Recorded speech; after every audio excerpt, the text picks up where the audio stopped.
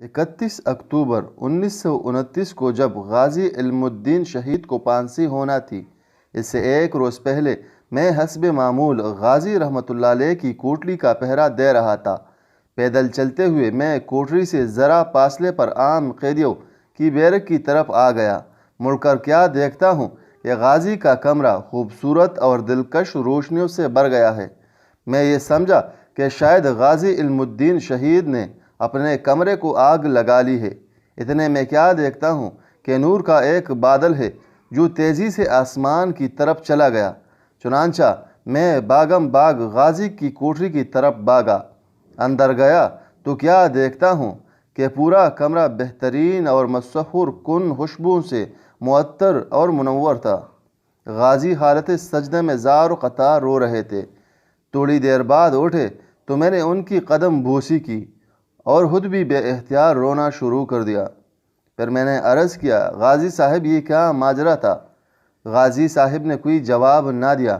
میں نے پھر عرض کیا کہ حضرت آپ یہ اہم راز اپنے سینے میں لے کر نہ جائیں اور اس واقعے کی تفصیلات ضرور بتائیں۔ بہرحال غازی رحمۃ اللہ علیہ نے میری بے حد اصرار پر فرمایا، عبداللہ تمہیں معلوم ہے کہ مجھے کل پھانسی ہو رہی ہے۔ میری دلجوئی اور حوصلہ افزائی کے لیے شافع محشر حضور خاتم النبیین حضرت محمد مصطفیٰ صلی اللہ علیہ وآلہ وسلم اپنے ہاتھ صحابہ کرام کے ساتھ یہاں خود تشریف لائے اور بڑی محبت اور شفقت فرمائی۔ اس موقع پر حضرت علی رضی اللہ عنہ نے مجھ سے پوچھا کہ تمہیں پھانسی کا خوف تو نہیں ہے؟ میں نے عرض کیا، حضور بالکل نہیں۔ فرمایا، بیٹا اگر کوئی خوف ہے تو اٹھو، آؤ ہمارے ساتھ چلو۔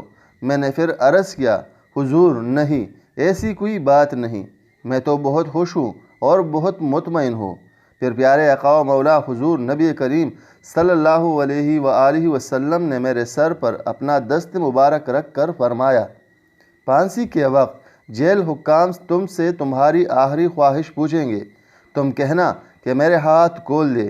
میں پھانسی کا پھندا چوم کر خود اپنے گلے میں ڈالنا چاہتا ہوں تاکہ دنیا کو معلوم ہو جائے کہ مسلمان اپنے پیارے نبی صلی اللہ علیہ وآلہ وسلم کی عزت و ناموس کے تحفظ کے لیے اپنی جان کا نذرانہ پیش کرنا سب سے بڑی سعادت سمجھتے ہیں۔ دوسرا یہ کہ تم روزہ رکھ کر آنا، میں تمام صحابہ کرام اور فرشتوں کے ہمراہ حوض کوثر پر تیرا استقبال کروں گا اور ہم سب روزہ اکٹھے افطار کریں گے۔